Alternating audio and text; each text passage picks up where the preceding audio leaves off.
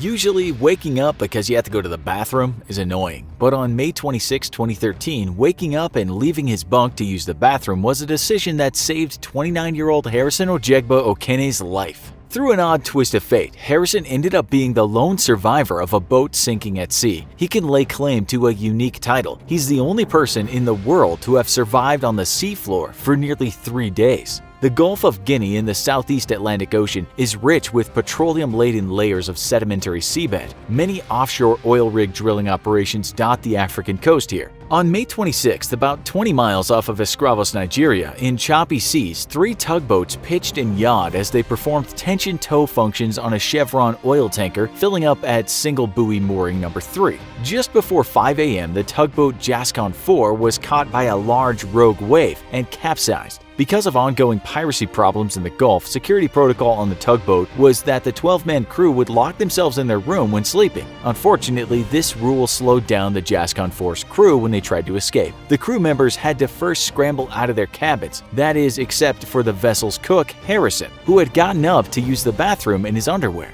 When the tugboat keeled over and the ocean rushed in, Harrison had to force the bathroom's metal door open against the wall of water. The pressure of the water was extremely strong and Harrison was unable to follow some of his colleagues to the emergency hatch. He watched in horror as a surge overwhelmed 3 crew members and swept them out of the boat into the raging sea.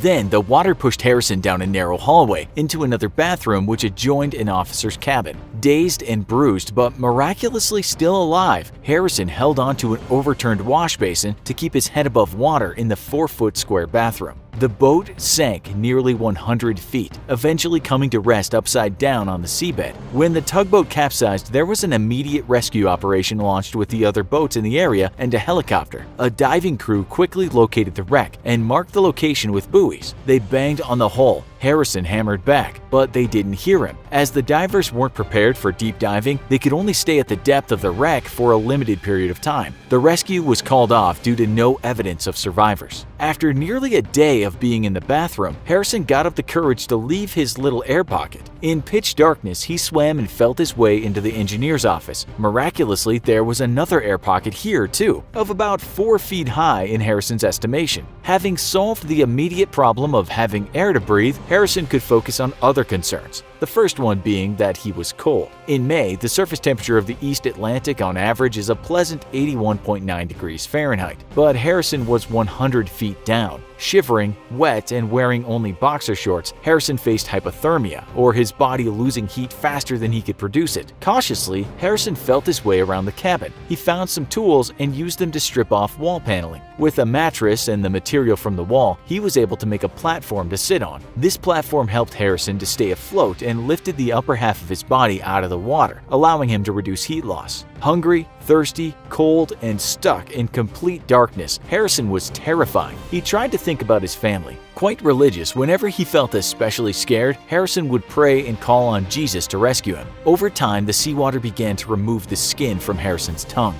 He could smell something rotting. He thought it was the decomposing bodies of his former shipmates. Every small sound in the dark was magnified. The creaking of the hull, the banging of the wreckage against the walls, and most horrifically, splashing and eating noises as fishes nibbled at corpses. Meanwhile, a dive support vessel, the Luek Toucan, arrived to the area of the sinking. The parent company of the Jascon 4, West African Ventures, had hired a deep-sea salvage saturation diving team from subsea services company DCN Global to retrieve the bodies of the lost crew members. The 6 divers, deck crew, and technical staff of the Luek Toucan knew it was going to be a grueling mission. Aside from the heart-rending work of recovering the dead, the boat had sunk upside down into soft mud, stirring up fine silt and creating extremely poor visibility. Furthermore, because of the security protocols, the boat was latched from the inside. Dive Team 2 consisted of Nico van Heerden, Andre Erasmus, and Daryl Oosthuizen, with Supervisor Colby Ware topside on the ship, helping to guide the divers via a connected microphone while watching the dive through a camera worn by Nico. The team spent over an hour breaking through an external watertight door and then a second metal door to get into the sunken boat. Once inside, it was extremely disorienting, with the ceiling being on the bottom and the floor overhead. The murky water was filled with all sorts of hazards, including furniture and equipment. Slowly, Painstakingly, the divers explored the boat. They'd recovered 4 corpses when Nico crawled up the stairs to the main deck. It was a tight squeeze with the diving gear on his back. He was in a small passageway getting his bearings when something suddenly reached out of the murk and touched him. Harrison had nearly given up hope when he had heard a noise that sounded like an anchor dropping. Then eventually he heard hammering on the hull of the boat. He knew it had to be divers. He banged on the wall but didn't think they heard him. Then Harrison saw the light from one of the divers' head torches as he swam through the hallway past the far end of the cabin. Unfortunately, the diver was too quick and left the area before Harrison could reach him. But then came the magical moment. You may have seen the surreal, amazing rescue footage from Nico's video when he sees what he believes is another dead body. He touches the corpse's hand, and the hand unexpectedly squeezes his. Nico has a momentary freak out as his supervisor Colby shouts through the microphone, "He's alive! He's alive!" Colby then tells Nico to comfort Harrison by patting him on the shoulder and giving him a thumbs up sign. The divers were amazed to find Harrison alive. The maximum depth for recreational diving is 130 feet. Generally, recreational divers don't stay at 100 feet for more than 20 minutes. In terms of the air pocket, the divers had reached Harrison just in time. A human inhales roughly 350 cubic feet of air every 24 hours. However, because the boat was under pressure on the ocean floor, scientists estimate that Harrison's air pocket had been compressed by a factor of about 4. If the pressurized air pocket were about 216 cubic feet, it would contain enough oxygen to keep Harrison alive for about 2.5 days. When Harrison was located, he had been underwater for about 60 hours. An additional danger came from the carbon monoxide or CO2 buildup. CO2 is fatal to humans at a concentration of about 5%. As Harrison breathed, he exhaled carbon dioxide, slowly increasing the levels of the gas in the tiny space. However, CO2 is absorbed by water, and by splashing the water inside his air pocket, Harrison inadvertently increased the water's surface area, thereby heightening the absorption of CO2 and helping to keep the gas below the lethal 5% level. The divers describe Harrison as having CO2 poisoning, being short of breath and delirious when they found him. He wouldn't have lasted much longer. The divers first used hot water to warm Harrison up, then fitted him with an oxygen mask. Meanwhile, on the surface, the dive support crew was in contact with medical and diving experts, discussing how to best help the survivor.